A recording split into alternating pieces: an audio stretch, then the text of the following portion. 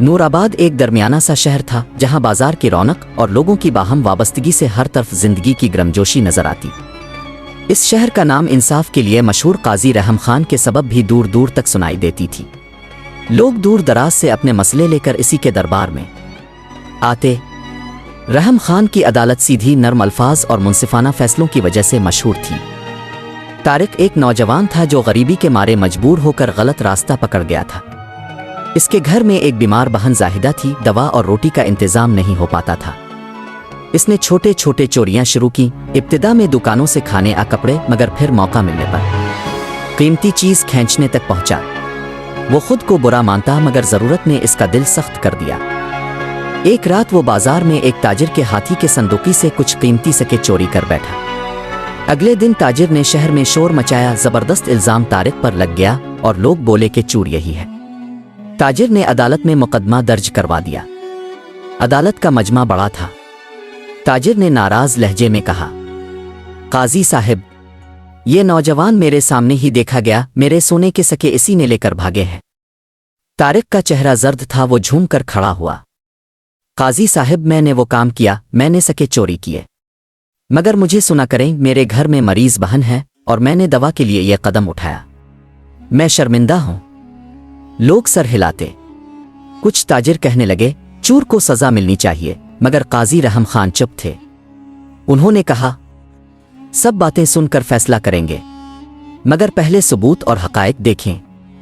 قاضی نے حکم دیا کہ بازار کے چند گواہوں کو بلایا جائے۔ تاجر کے ہاتھوں کا معائنہ ہوا اور شہر کے کونے سے ایک مشکوک شخص کی نشاندہی ہوئی، مگر کچھ باتیں عجیب تھیں۔ جو نشان گواہوں نے بتائے تھے وہ طارق کے نشان سے بالکل میل نہیں کھاتے تھے۔ ایک بوڑھا دروز دکان والا آیا اور بولا، میں نے رات کو دیکھا تھا کہ ایک آدمی چھتری کے پیچھے سے آیا، مگر اس کے جوتے مختلف تھے۔ قاضی نے خاموشی سے سب کی بات سن لی۔ پھر انہوں نے بازار کے بغلی راستے پر کھڑے درخت کے نیچے جا کر غلافن زمین کو دیکھا، وہاں کچھ نوٹ اور کپڑے چائے پہ ملے۔ قاضی نے پوچھا، یہ کیسے؟ تفتیش سے پتہ چلا کہ تاجر نے کچھ مقروض لوگوں سے بچنے کے لیے خود اپنا نقصان دکھا کر بیمہ نما ایک رقم لینے کا منصوبہ بنایا تھا، یعنی وہ نیلام کروا کر نقصان ظاہر کرنا چاہتا تھا، مگر ایک دوسرے آدمی نے اس کا منصوبہ دیکھا اور سازش کو آگے بڑھا دیا۔ اس عمل میں طارق کا نام الجھا دیا گیا تھا تاکہ دیکھنے والے مشتبہ ہوں۔ قاضی نے تمام شواہد باریکی سے پرکھے اور آخر میں کہا، سچائی وقت کے ساتھ کھل جاتی ہے، مگر سزا سے پہلے توبہ اور دوستی کا درخت بھی دیکھا جائے گا۔ طارق نے آنکھوں میں آنسو لے کر کہا، قاضی صاحب، میں نے یہ کام کیا تھا، مگر جو بھی ہوا میں آج سے بدلنا چاہتا ہوں۔ میری بہن بیمار ہے، میں نے نیکی کرنے کی جگہ غلط راستہ چنا۔ مجھے سزا ہو مگر مجھے ایک موقع دو دوبارہ صحیح راستہ اختیار کرنے کا۔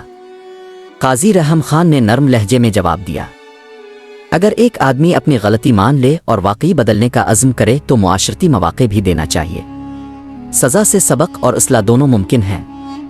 لوگ واپس عدالت کے اندر چلے گئے اور قاضی نے عدالتی فیصلے میں کہا، تاجر کی جانب سے جو سازش ثابت ہوئی ہے اس پر عوامی معذرت لازمی ہوگی۔ طارق سے سونے کے سکوئی واپس لے کر جو نقصان ہوا وہ تاجر خود ملے گا، مگر طارق کو سزا کم رکھ کر معاشرتی خدمت واجب کی جائے گی۔ طارق کو قید کی بجائے شہر کے ایک خانقاہ نما مرکز میں کام کروا کر سدھار اور ہنر سکھایا جائے گا، اس کے بدلے میں وہ اپنی بہن کے علاج کے لیے رقم کما سکے گا۔ تاجر پر جرمانہ عائد ہوگا اور وہ شہر میں شرمندگی سے دوچار ہوگا۔ لوگ تعجب میں مبتلا مگر تسلیم کر گئے۔ تاجر نے سر جھکا کر معافی مانگی۔ طارق کی آنکھوں میں شکر کے آنسو تھے۔ سالوں بعد طارق ایک تعلیم یافتہ ہنرمند بن گیا۔ اس نے ایمانداری سے کام کیا، اپنی بہن کا علاج کیا اور شہر کے غریب بچوں کو مفت تعلیم بھی دی۔ تاجر نے اپنی غلطی کا اعتراف کر کے لوگوں کی خدمت شروع کی۔ قاضی رحم خان کی عدل و حکمت کی کہانیاں اور بھی بڑھ گئیں۔